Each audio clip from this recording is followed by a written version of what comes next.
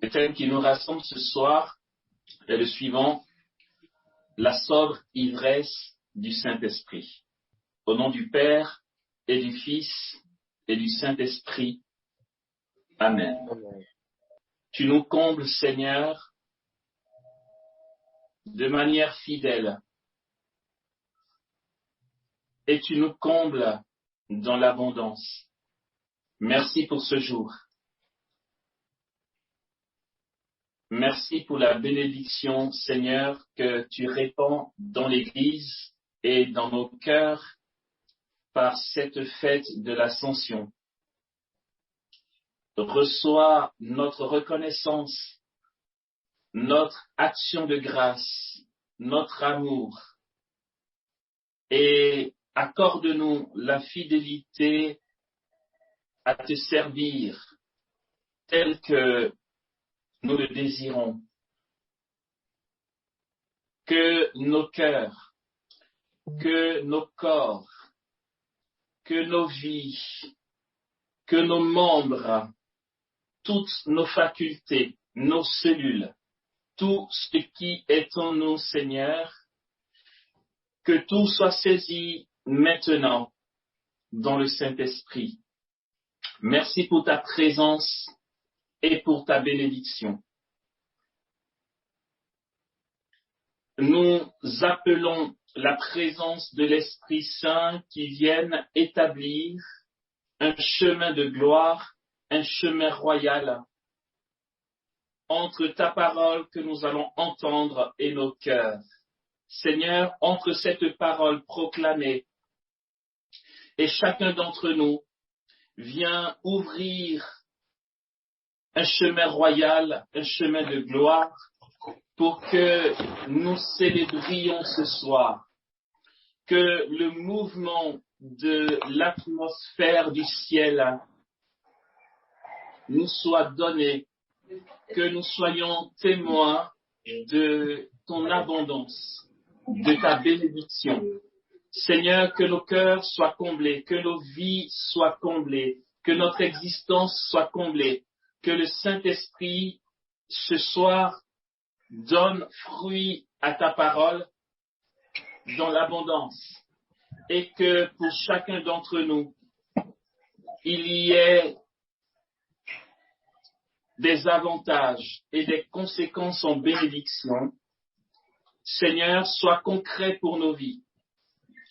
Que ce temps de partage libère pour chacune de nos vies, Seigneur, ta grâce, afin que nous soyons tous témoins de l'agir de l'Esprit Saint dans nos vies personnelles, et que nous soyons témoins du mouvement des anges, de leur présence, que tu nous envoies pour nous communiquer tes bénédictions, ta grâce, pour nous manifester les signes réels et concrets du royaume. Que ton nom soit béni. Seigneur, que cette parole soit embrasée. Nous nous en remettons à toi, nous nous livrons à toi, nous te donnons nos pauvretés, nous te consacrons nos pauvretés, nous te consacrons nos incapacités, nos imperfections, nos manquements, nos refus de toi, Seigneur. Nous te donnons notre orgueil, notre amour propre. Nous te remettons, Seigneur, notre ego, afin que tu fasses pleinement, que tu sois le seul à agir ce soir parmi nous, au milieu de nous, dans ton abondance. Seigneur, que ton nom soit béni et gloire à toi. Le Seigneur nous dit dans sa parole, du livre des Proverbes, le chapitre 8, le verset 22 à 31, puis le chapitre 9, le verset 1 à 6. Il est dit ceci: le Seigneur m'a créé, prémisse de ses œuvres, avant ses œuvres les plus anciennes. Dès l'éternité, je fus établi.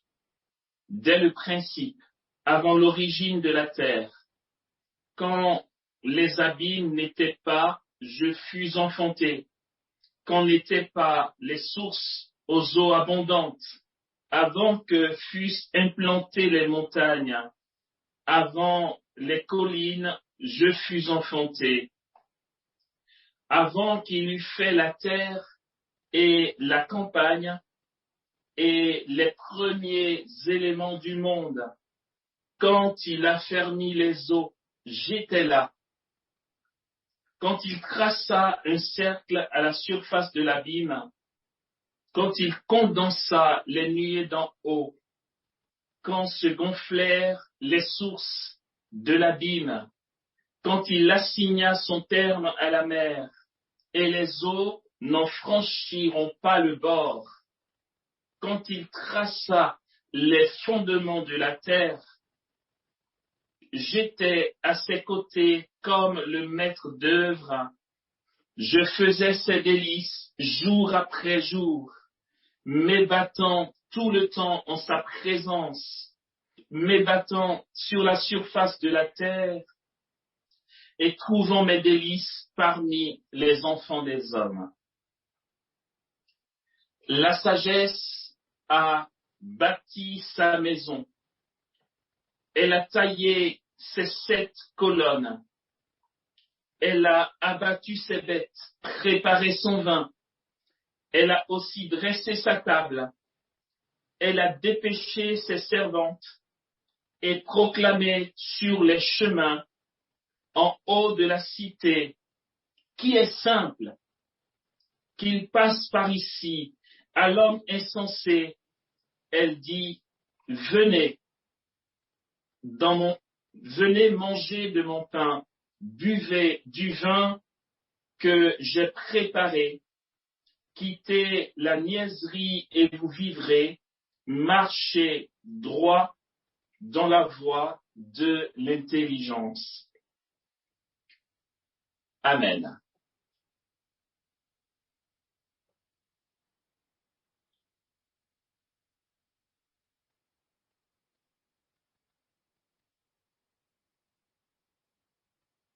Il y a un rapport de la créature face à son Dieu qui est un rapport qui se veut beaucoup trop sérieux.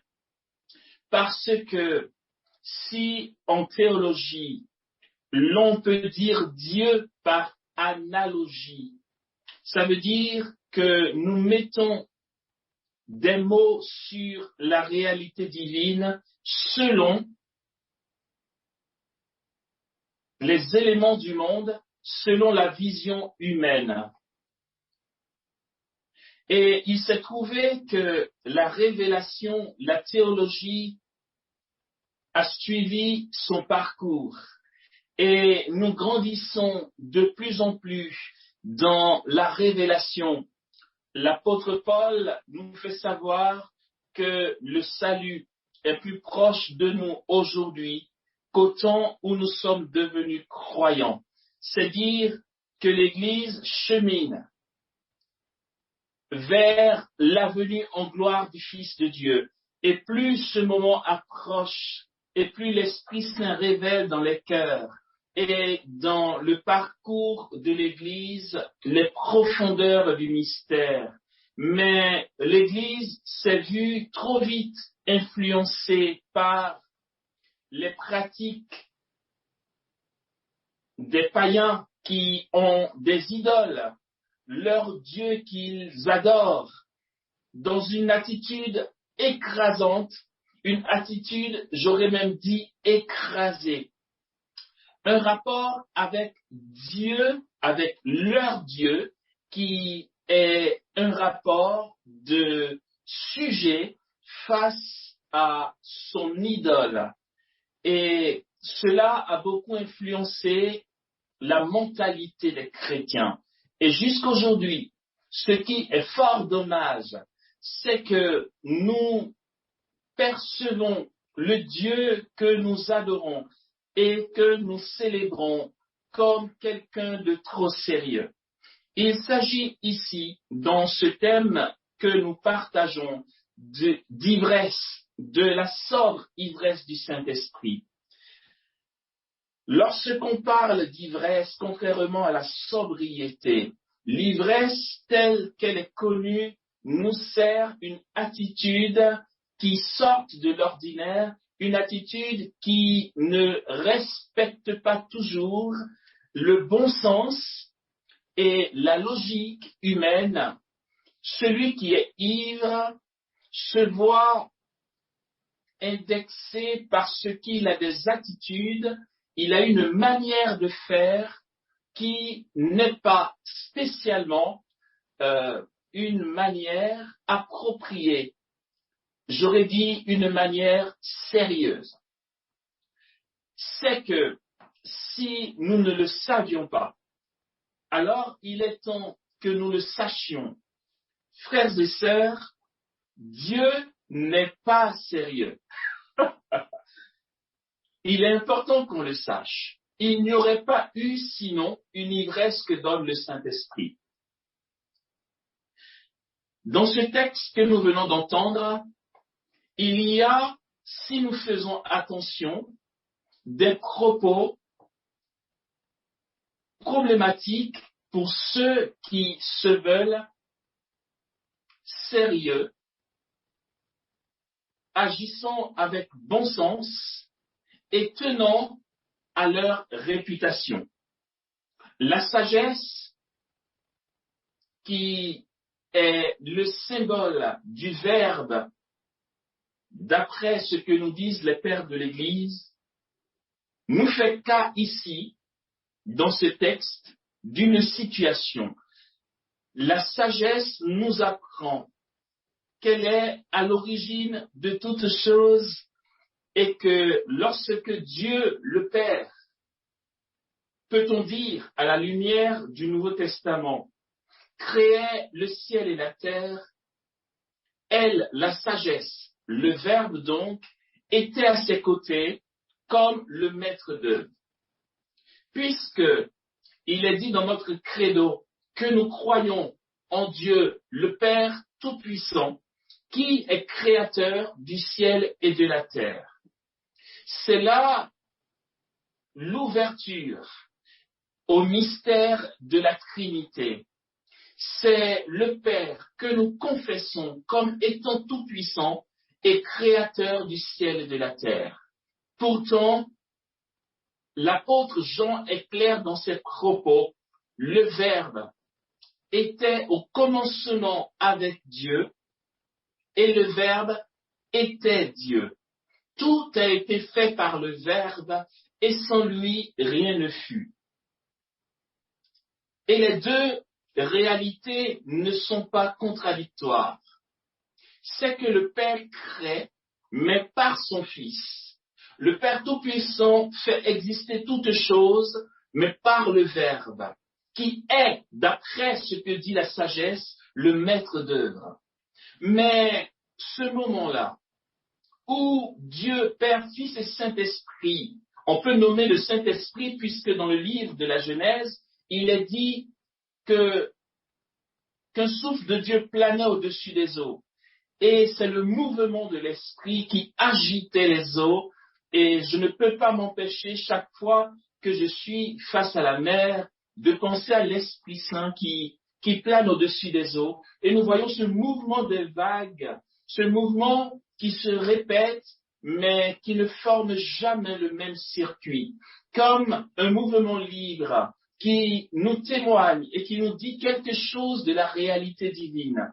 L'Esprit Saint planait au-dessus des eaux et le maître d'œuvre, c'était le Verbe. Il le dit ici, c'est très clair. Le Seigneur m'a créé prémisse de son œuvre. En théologie, nous savons que le Père est la source des deux autres personnes de la Trinité sans jamais avoir existé avant elle. Le Père est source, d'où découle la manifestation qui est le Verbe et l'éclat qui est l'Esprit Saint.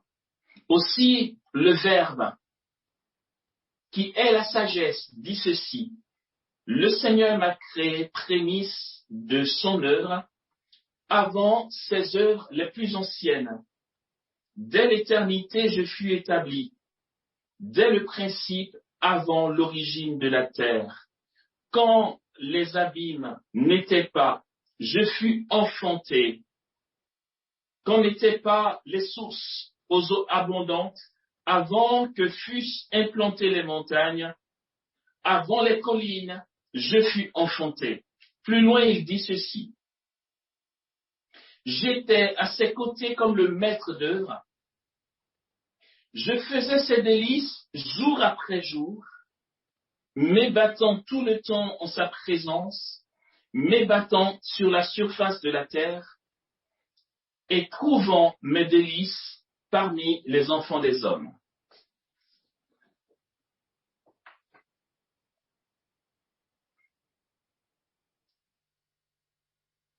La réalité, elle est celle-ci. Elle est claire, cette parole que nous venons d'entendre. N'allons pas chercher trop loin, n'allons pas nous compliquer la vie, frères et sœurs.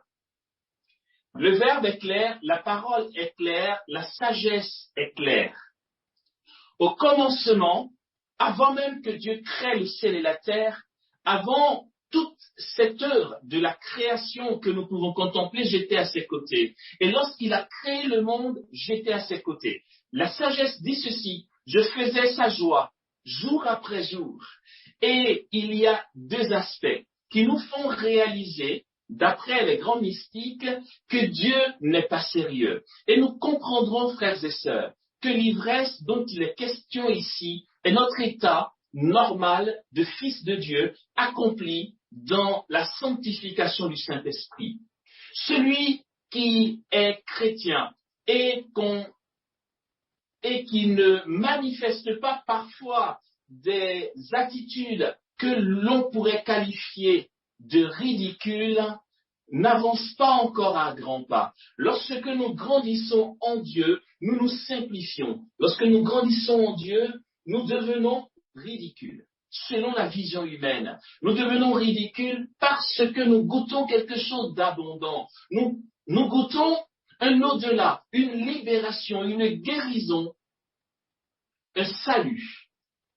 Et lorsque la sagesse dit ici, je faisais sa joie jour après jour, qu'est-ce que cela veut dire? C'est que le Père, Dieu, était comblé de joie de voir le Verbe correspondre à sa volonté. Imaginons un peu le tableau. Comment nous pouvons imaginer la présence des saints dans le ciel qui sont comblés de joie? Jésus dit très bien dans les évangiles, alors je dirais, parlant des derniers temps, entre dans la joie de ton maître. De quelle joie s'agit-il? C'est de ça qu'il est question ici. Le prophète Isaïe nous dit dans son livre, le chapitre 12, le verset 2 à 3. Il dit, ivres de joie, vous puiserez les eaux aux sources du salut. Il parle d'ivresse. L'ivresse de la joie. La joie céleste n'est pas seulement une joie. Enfin, je ne me vois pas arriver au ciel, ou je n'imagine pas les saints arriver au ciel assez sérieux, à qui on dirait, alors tu es content d'être là? Et il répondrait, je suis content. Non, ça vaut vraiment pas le coup. T'es content ou t'es pas content? Je veux dire, non, il s'agit pas d'être content d'être là. C'est une joie. Et cette joie, quelle est-elle? Cette joie ne peut pas avoir d'autre qualificatif que l'ivresse. C'est une joie qui déborde, une joie qui est explosion de ce que nous sommes de l'intérieur. C'est une ivresse parce que ce que nous avons désiré de toute notre existence, ce à quoi nous avons aspiré, cette quête, cette faim d'aimer et d'être aimé. Et tout être humain, dans ses blessures, connaît des blessures d'amour parce que nous tous avons besoin d'aimer et d'être aimés et tous nos travers, toutes nos maladresses, nos manquements, nos péchés, nos querelles et même l'origine du péché, ce qu'on va appeler le péché originel, n'est rien d'autre qu'un besoin d'aimer et d'être aimé. Une reconnaissance. L'amour donne une reconnaissance. L'amour valorise, relève, établit, épanouit. L'amour embellit, l'amour rend beau. Et si le démon a pu tromper nos premiers parents, c'est qu'il a été sur ce terrain-là. Il a joué le jeu malhonnête de l'amour. Il a dit, si vous mangez cette pomme, alors vous connaîtrez comme Dieu connaît. Vous serez l'égal de Dieu. Ce qui est la quête de pouvoir, la quête de gloire, la quête de reconnaissance, qu'est-ce que c'est? Ce n'est rien d'autre qu'une reconnaissance, qu'un amour. C'est le fait d'être choisi, d'être l'être aimé, d'être celui qui compte. Un besoin de reconnaissance, qui est plus profondément un besoin d'être aimé. Et donc, dans le ciel, les saints sont comblés. Ils parviennent à leur accomplissement. C'est un jaillissement, un dénouement, une explosion de l'intérieur de ce qu'ils ont toujours désiré. Cette beauté qu'inconsciemment ils ont souhaité contempler. Cette joie qu'ils ont recherchée. Cet amour, ce besoin profond d'être aimé et d'aimer, qu'ils ont poursuivi toute la vie, leur est donné. Alors, dans le paradis, n'allons pas imaginer une ambiance, une atmosphère de personnes sérieuses qui soient tellement correctes qu'il y ait de l'ennui. Cette petite histoire, bien sûr, c'est une anecdote et puis un symbole de la réalité de ceux qui sont capables de choisir l'enfer. Après, je ne sais pas, non, pas que je ne sais pas, je crois même que ça ne se passe pas comme ça, mais c'est une petite histoire pour habiller comment ça se passe. C'est cette âme qui arrive au ciel après sa mort et qui a passé sa vie à faire la fête sur la terre, dans les boîtes de nuit, à faire la fête toute la nuit avec de l'alcool, à danser, à se shooter. Pour lui, c'était ça sa joie. Quand il arrive dans l'au-delà, on lui dit, écoute, et c'est vraiment comme ça que ça va se passer, c'est que le paradis sera une proposition, ça ne sera pas une évaluation, tu vois. Ça sera une proposition. Et il arrive et on lui dit, il y a le paradis et l'enfer. Mais forcément, comme tout homme, il veut aller au paradis, quoi. Il se dit, on va s'éclater. Et quand il arrive, il voit des gens en blanc, comme des enfants de cœur, tu vois, et puis un autre qu'on adore qui est en blanc, comme le prêtre, et tout le monde est super sérieux, et il y a une procession, et les gens sont comme ça. Et là, il dit, pardon, ça c'est quoi là? C'est le paradis? On lui dit, c'est le paradis. Il dit, est-ce que je peux jeter un coup d'œil en enfer, s'il vous plaît? Je veux juste voir. Il va en enfer, et là, c'est la fête, c'est l'alcool, c'est la boum, c'est la bringue. Et il choisit l'enfer, parce qu'il préfère faire la fête. Okay? Mais ça ne se passe pas comme ça. C'est qu'en fait, frères et sœurs, au paradis, c'est un ramassis de personnes ivres. Le paradis est le lieu où l'Esprit Saint nous comble dans notre besoin profond et nous donne de basculer complètement dans une ivresse. Nous allons voir par la suite pourquoi ça peut sembler sérieux. C'est que l'ivresse que donne l'Esprit Saint, à un certain degré, devient silence. C'est un silence éveillé, un silence lucide, un silence qui est rehaussement de nos facultés. Et tu es d'un tel bonheur, tu es d'une telle allégresse, d'une telle intensité d'allégresse que finalement les mots ne comptent plus. Et la prière n'est plus verbale. Et même la louange, peut-on dire, n'est plus spécialement un son. Cette louange devient célébration. Cette louange devient mouvement, de cœur à cœur, d'échange, de mouvement d'amour, d'harmonie, de communion profonde, jusqu'à faire un avec l'être aimé. À ce stade-là, il n'y a plus spécialement de son, il n'y a plus spécialement de danse, il y a saisissement, il y a ravissement, il y a extase. Et c'est cela, la joie du Verbe, c'est cela, la réalité au cœur de la Trinité, c'est cela, la réalité dans le paradis. Saint Ambroise de Milan, c'est lui qui va avoir l'intelligence de parler pour la première fois de cette expression de sobre ivresse de l'Esprit Saint. Il y a dans cette expression un paradoxe. Mais la réalité théologique et psychologique de l'agir de l'Esprit Saint dans l'âme lui donne raison. Dans le Saint-Esprit, c'est une ivresse, parce que c'est un accomplissement.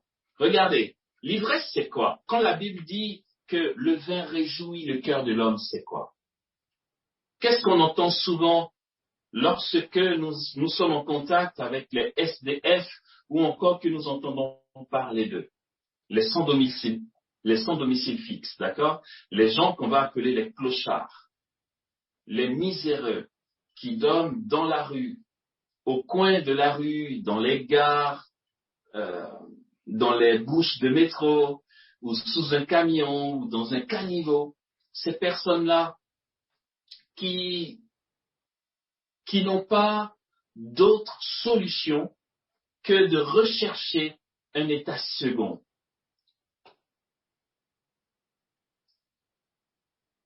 Il y a une personne en France qui était SDF. Et parmi les SDF, faut pas croire, c'est pas que des personnes qui n'ont rien fait dans leur vie. J'ai connu un monsieur qui a été SDF, mais qui l'a été simplement parce qu'il a perdu sa femme et sa seule fille dans un accident de voiture. Il ne voulait plus vivre. Mais sa manière pour lui de choisir la mort a été de renoncer à son travail et de renoncer à tout ce que la société lui propose. Pour lui, tout ça n'était plus rien parce qu'il considérait que lui-même n'était plus rien. Il a fini dans la rue et on l'identifiait à ceux qu'on va croire être des va-nu-pieds, des bons à rien, mais c'était une personne qui était directrice de société. Et il ne faut pas croire que les SDF soient toujours des personnes qui soient moins bien que nous. L'épreuve peut les y conduire. Et donc, il y a cette histoire de ce SDF, ce qu'on va appeler couramment le clodo, qui était quasiment tout le temps ivre, qui prenait beaucoup d'alcool. Et ce genre de personnes, nous pouvons nous y reconnaître. Face à elles, nous avons quasiment les mêmes réflexions, à savoir, je ne lui donnerai pas mon argent parce que je ne veux pas l'encourager à boire. C'est vrai, ce n'est pas faux. Franchement, ils font la manche et tu te dis, si au moins cet argent pouvait servir à les construire, non, mais dès qu'ils ont suffisamment d'argent pour acheter de l'alcool, ils vont acheter de l'alcool. Et puis, ils sont tout le temps ivres. Ils vont sentir la pisse sous l'alcool, enfin, ils vont sentir la sueur. Ils sentent pas bons en général, mais parce qu'ils n'ont pas de douche, quoi, ok? Et il y a donc un SDF qui, un matin, s'est réveillé après une longue nuit qu'il a passé à cuver son alcool. Il était couché sous un pont où il faisait la manche. Et en début de soirée, avec le peu qu'il a eu, il s'est acheté de l'alcool. Et il a tellement picolé qu'il s'est réveillé, il a fait une grasse mat malgré lui. Et puis à son réveil, en pleine rue, sous le pont, il voit dans sa main un billet de 50 euros, ce qui est énorme. Quand on donne de l'argent aux gens dans la rue, en CFA, ça va être au plus 100 francs ou 250 en pièces, si ce n'est 10 francs ou même 5 francs. En France, c'est les centimes qu'on donne. Lui, il trouve un billet de 50 euros dans sa main. Et rien que ça, il a décidé de ranger sa vie. Pourquoi? Il s'est dit, alors que tous les autres refusent de me donner de l'argent sous prétexte que je vais boire et donc mal me servir de leurs sous, il y a une personne que je ne connais pas, alors que je suis ivre-mort, qui a eu confiance en moi pour laisser dans ma main un billet de 50 euros. Rien que pour cette preuve de confiance, cet acte de confiance, il a décidé de donner raison à cette personne qui a eu l'audace de lui donner un si gros billet, relativement gros. Okay? Mais pourquoi, frères et sœurs, vous allez voir où je veux en venir. C'est qu'en fait, pourquoi ils prennent de l'alcool? C'est pour oublier leurs soucis, oublier leurs difficultés, oublier leur humiliation. Quand tu as bu et que tu es complètement ivre, tu ne te soucies plus du reste de ton programme de la journée. Tu supportes mieux les regards qui te jugent. Tu supportes mieux les injures tout court. Tu supportes mieux cette société qui t'indexe et qui te rabroue. Parce que la journée est longue. Quand tu n'as pas de travail, pas de famille, pas de maison, pas où dormir, à part les copains avec qui vous racontez tout et n'importe quoi. Quand tu as le souvenir de ton passé catastrophique, quand tu as tous tes démons qui remontent et que tu ne sais plus quoi faire, tu n'as pas d'autre solution que de picoler, comme on dit, de boire beaucoup d'alcool pour être dans un état second. Voici ce que recherchent les souffrants. Voici ce que recherchent ceux qui ne sont pas bien dans leur peau, ceux qui sont en proie à leurs blessures, à leurs souffrances, à leurs épreuves. Oui, on a vite fait de parler des SDF, mais vous et moi, si nous avons besoin du Saint-Esprit, si nous avons besoin de cette ivresse dans le Saint-Esprit, c'est que nous avons, nous aussi, besoin d'être aimés. Nous avons besoin d'être reconnus. Nous avons besoin de guérir de nos blessures. Nous avons besoin, frères et sœurs, d'avoir une reconnaissance. Nous avons besoin de cartonner. Nous avons besoin d'être choisis, d'être aimés et d'aimer. Et tous autant que nous sommes, nous avons un lieu de fragilité, un lieu où on ne gère rien du tout, où les choses semblent ne pas fonctionner. Nous avons notre souffrance. Nous, que l'on va appeler la catégorie des personnes correctes. Nous allons juste voiler notre souffrance et notre misère par un fond de teint, par un rouge à lèvres, par les crayons de beauté, par nos fringues. Mais à l'intérieur, nous avons de grandes souffrances qui ont besoin d'être guéries. Et nous avons besoin de les dépasser. Et celui qui fait le choix de choisir le Christ a fait le bon choix. Celui-là, frères et sœurs, qui trouve Dieu, connaîtra la guérison et la libération. C'est ce que dit le prophète Isaïe et que je nous ai cité. Ivres de joie, nous allons puiser les eaux aux sources du salut. Et justement, l'ivresse est ce qui nous libère. L'ivresse est ce qui nous donne d'oublier ce qui est difficile et dur. L'ivresse est ce qui nous réjouit. L'alcool nous réjouit. L'alcool nous fait partir en vrille. Et l'on découvre notre vraie nature finalement. Si la raison nous donne de rester correct, sérieux, avec quelques verres d'alcool, on commence à délirer. Je me rappelle que j'ai été voir un client en Côte d'Ivoire par enfin, parmi les personnalités du pays, il n'est pas en reste, d'accord?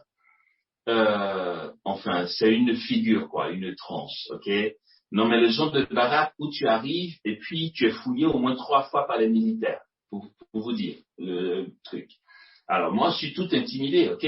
J'arrive, je vais rencontrer monsieur Intel, je me mets dans le meilleur de moi-même, je vérifie que mon t-shirt est repassé, que je suis correctement vêtu. Ah, j'ai pas oublié de mettre le déodorant, je me suis rasé, il faut quand même que je fasse bonne presse. C'est la tendance, c'est un travers, ça, en fait. Finalement, tu veux sauver quoi? Mais on veut tous sauver, cacher quelque chose. Et puis, ben, on rentre, et puis je le vois, puis c'est vrai que c'est un mec intimidant, déjà. Donc, je suis tout intimidé, et on s'assoit dans le salon, il doit passer sa commande, il faut qu'il me dise en tableau ce qu'il souhaite. Mais juste avant ça, ben, il me propose à boire, et puis, ben, moi, je lui dis, non, mais ça va très bien, juste un verre d'eau. Il dit, ben non, vous n'allez pas prendre un verre d'eau. Il dit au garçon, ben, serre-nous du whisky. OK?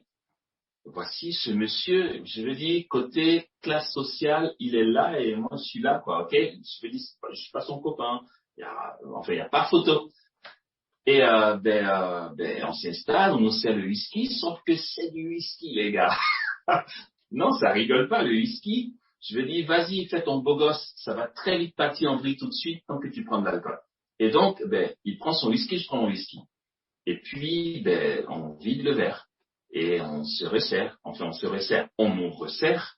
Et puis, au fil de la conversation, non mais franchement, ce que j'aurais jamais cru, je me retrouve en train de causer avec ce monsieur. Lui aussi, il éclate de rire et moi aussi. Et puis, on parle, mais je suis complètement libéré. Je dis, mais c'est quoi ce délire? C'est vrai que, voilà, ce que peut faire l'alcool. Mais en fait, cette ivresse seulement humaine qui vient de l'alcool peut réjouir le cœur, mais à un certain niveau seulement. Mais l'alcool fait des dégâts. C'est que l'alcool vient anesthésier nos facultés et nous libère de nous-mêmes. Aussi, nous délirons. Nous sommes inspirés. On parle beaucoup et on rigole. C'est juste que cet alcool-là est contre nature à une certaine dose parce qu'elle vient nous provoquer des maladies, des défaillances dans notre organisme.